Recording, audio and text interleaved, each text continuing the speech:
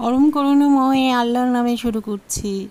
আসসালামু আলাইকুম আমার প্রিয় বন্ধুরা, কেমন আছো সবাই? আজ ইডিএফের জন্য 3টি কেক করেছি, 2টি নিয়ে গিয়েছি, একটি বাসায় রেখে গিয়েছি। এত এত সুন্দর হয়েছে, আর বিশেষ করে মাকড়সা জালের যে কেকটি, এটা অনেক সুন্দর হয়েছে। আর এটা তো কেকটা যে কতটুকু সফট আর নরম হয়েছে আমি বড় ভিডিও দেব বন্ধুরা। এত মজার আর এত সুন্দর হয়েছে, আমার মনে হয় আর এত মজার কেক আমি আর কখনো বানাইনি। এতটা মজা হয়েছে, আমি আজ 20 বছর ধরে কেক বানাই, কিন্তু এত সফট এত মজার কখনো হয়নি। হয়তো আল্লাহ চেয়েছে আজকের আমার এই কেকটি সুন্দর হবে, তাই।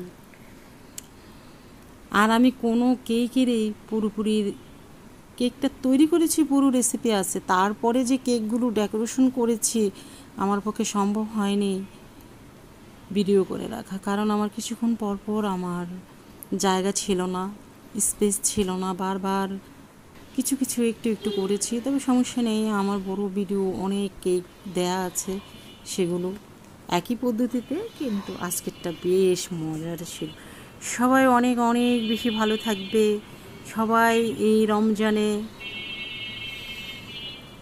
রোজা রাখা, তারাবি পড়া, নামাজ, 5 ওয়াক্ত নামাজ পড়া, তাহাজ্জুদ পড়া, এগুলো থেকে যেন আমরা বিরত না থাকি। খাবার তৈরি করতে করতে ক্লান্ত হয়ে যেন নামাজ বন্ধ না করে দেই। ওকে, আসসালামু আলাইকুম, আল্লাহ হাফেজ।